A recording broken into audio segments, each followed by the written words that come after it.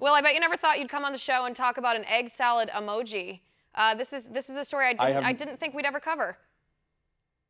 I'm just shocked that anyone actually complained about the egg in the salad emoji. I can't get over that. I didn't even know there was an egg in the salad until liberals said that it was a problem. Their excuse, they say, is inclusivity. They want to be more inclusive of vegans. My response to that is I think that's pretty dumb. I think that's a dumb reason.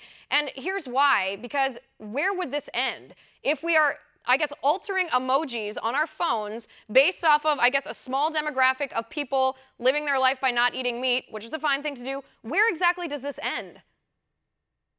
Well, I think if Google wanted to be inclusive, they can start by hiring James Damore back, the fella that wrote an internal memo about why there's less women in tech. You know, his memo is pretty much based on scientific fact. They fired him for thinking differently. They can also be more inclusive by allowing, you know, their knowledge panels. I think the algorithm that produces search results, if you search for the Republican Party in California, something about Nazism comes up. They could be more inclusive by perhaps having, you know, fair search results, particularly for conservative outlets. Their fact checks favor liberal outlets over conservative outlets. The Daily Caller broke a story on that in January. So if they really wanted to be more inclusive, they could. And taking the egg out of a salad really doesn't begin to become more inclusive. You can also ask Prager University, who's been demonetized and censored for making actual logical and reasonable points on YouTube.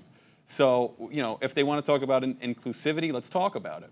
Right, and here I was just going to suggest that they remove the peanut emoji. For those of us that have peanut allergies, that's a real trigger, let me tell you. That's a real trigger, brushing by it. Worried that you might go into anaphylactic shock, whatever.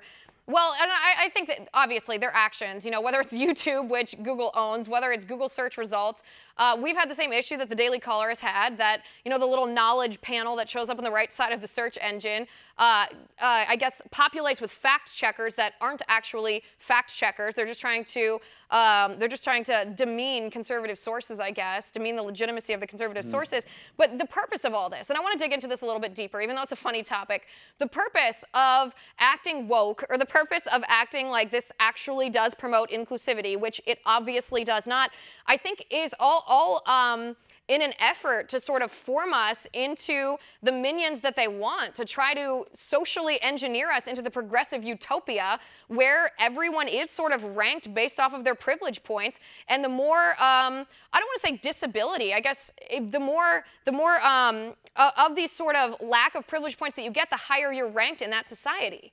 Want to see more videos like this? Click on the link below and subscribe to One America News on YouTube, and call your cable provider and kindly demand that One America News is added to your lineup. Call and subscribe today.